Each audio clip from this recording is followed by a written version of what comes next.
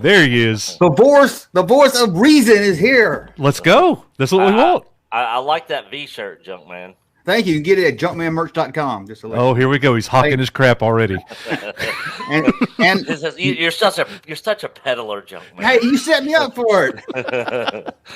But Nick is right. You have to turn your mind off and watch it like a 12-year-old in 1984. Yeah, I saw you comment that earlier, and I don't disagree. I don't disagree with that at all. And I'm going to be honest, before we get started, it's not the easiest show to defend, so I'll try my best.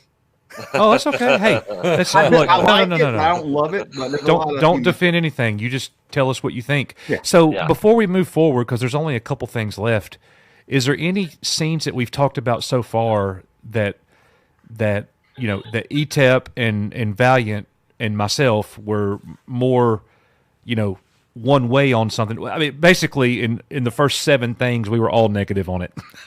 And people in the chat were like, man, do they like anything?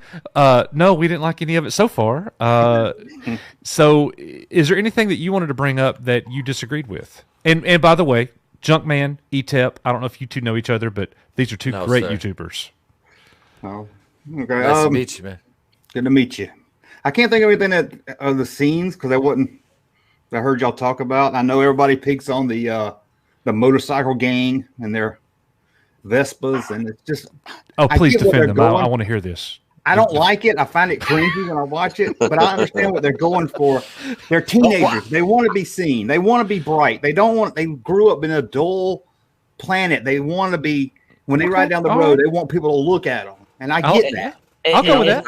If they could have done the same thing but had a cooler, better design, I would have been all for it. Yeah, I mean, it's hard to defend the look. I make fun of it too, but I get what they were going for. I just don't think they executed it well. Mm-hmm. It's like where'd they get these? They got these nice ass pressed shirts. Like I said, they look like a bunch of Abercrombie kids that are. Look at us, we're stylish mods. And freaking Chris Brown's over here ducking a punch from Rihanna, turning around and throwing a blaster bolt at one of the pikes in to get guys. I'm like, the only thing you said, Coach, earlier, I was waiting for a little hee hee out of them. That was it, dude. I was literally sitting here in front of my computer watching it, going like, okay, should I just be playing on Twitter right now? Would I have more fun like trolling people on Twitter than I would watching this? I like this guy.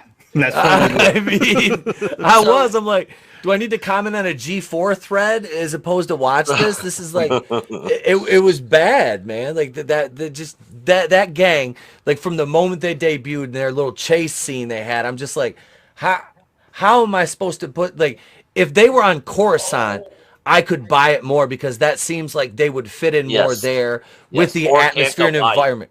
Yes. Oh God! Don't you even mention that. Why would you even say that? I don't need to about space horses. Out of Canto Life.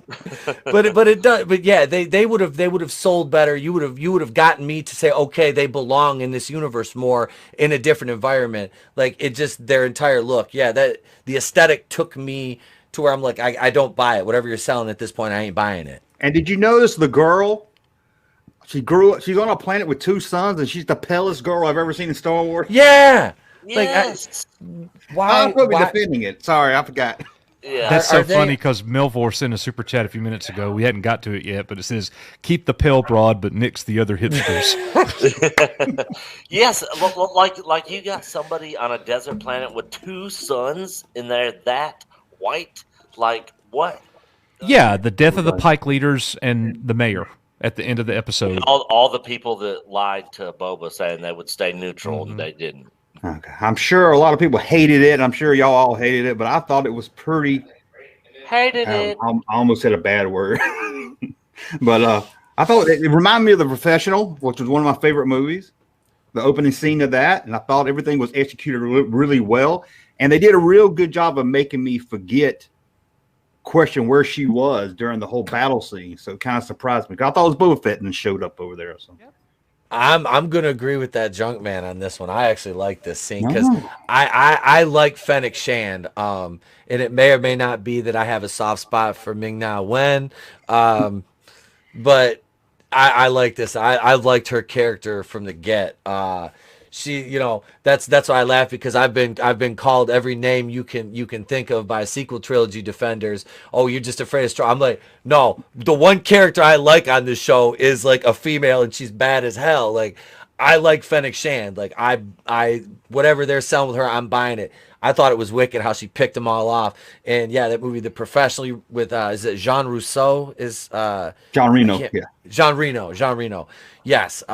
I can never remember his name, but yeah, that had a very young. Was it Natalie Portman? Was the kid in that?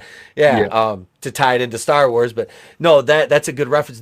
This scene was cool. I like this. This is one of the scenes in the show that I literally had no complaints about, and I was sitting there going like, where's this been the whole episode? Like, you know, and because I was kind of getting to that point, like, all right, she said she was going to take care of, you know, the leaders, but I'm like, okay, how far away, where are we, you know, in relation to the battle? Is she going to make it back? And yeah, I like this part. I did. So, hey, Junkman channel popping though. Thank you, sir, for that unsolicited testimony.